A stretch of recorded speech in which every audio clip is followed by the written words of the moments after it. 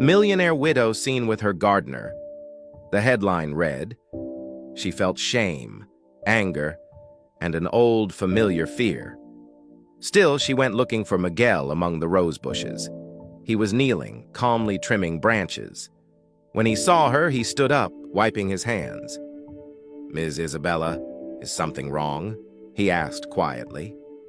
She took a deep breath, trying to keep her composure. "They're talking about us, Miguel. Everywhere."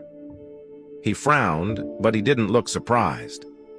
"I figured this was coming," he said. Isabella felt the ground drop out for a second. "You knew? Then why didn't you warn me?" Miguel glanced around like he was weighing the risk. "Because I needed to be sure of what I saw. And I needed to protect you from something." Isabella's heart raced, suspicious and confused. "Protect me from who? Social judgment?" she said bitterly. Miguel stepped closer, still respectful. "From your own last name and your past." She went cold, like she'd been exposed. "My past is grief and loneliness." "It's not just that," Miguel said, steady. He pulled a crumpled envelope from his pocket. "Someone left this in my room last night." Isabella opened it and found photos and documents, bank statements, signatures, and old contracts. "This is from my husband's company," she whispered. Miguel confirmed with a slow nod. "Your late husband was siphoning money for years. And now they want to pin it on you to shut it all down." Isabella's chest tightened, almost losing her breath. "I never touched those accounts, Miguel, I swear." "I know," he said, looking her straight in the eyes.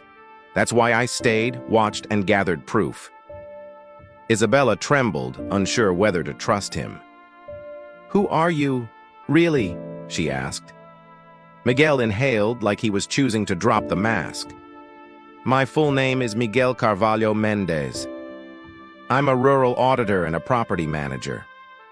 I was hired by an investor, quietly." Isabella's eyes widened, hurt and scared. "So you got close to me because of work?"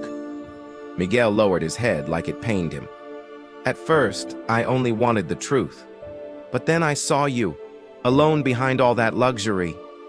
And I hated myself for feeling what I felt." Isabella swallowed hard, fighting her pride. "You have a name to protect too," she said. Miguel gave a small smile, no sarcasm. "My name isn't worth much, but my word is." At that moment, hurried footsteps echoed from the terrace. The housekeeper appeared, pale, holding a phone. "Miss Isabella, the police are on their way. There's an anonymous report, fraud and money laundering." Isabella's legs went weak, but she didn't fall. Miguel steadied her by the elbow, gentle. "They want to handcuff you in front of the cameras," he said. "You have to act before they reach the living room."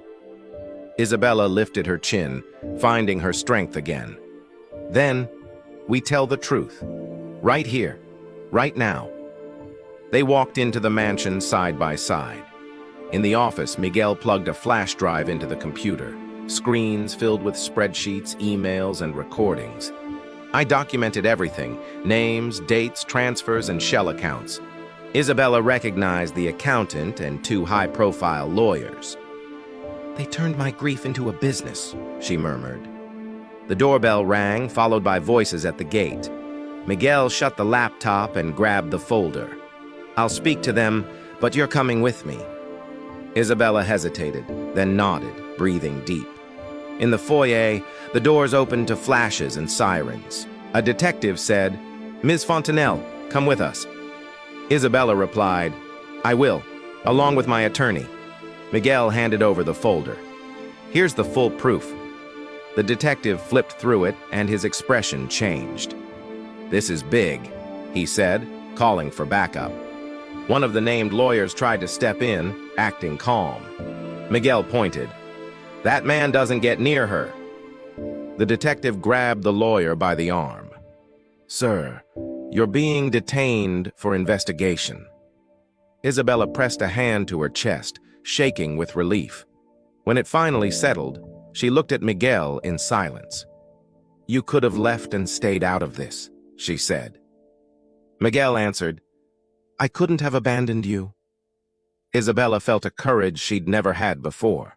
"And I'm done living to please ghosts," she said. She stepped closer and took his hand. "If you want to stay, I want to try too." Miguel smiled, this time with no fear at all. "I do, but no lies and no hiding." Isabella nodded, tears in her eyes.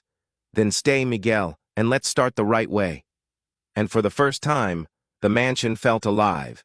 What did you think of the ending? Leave it in the comments.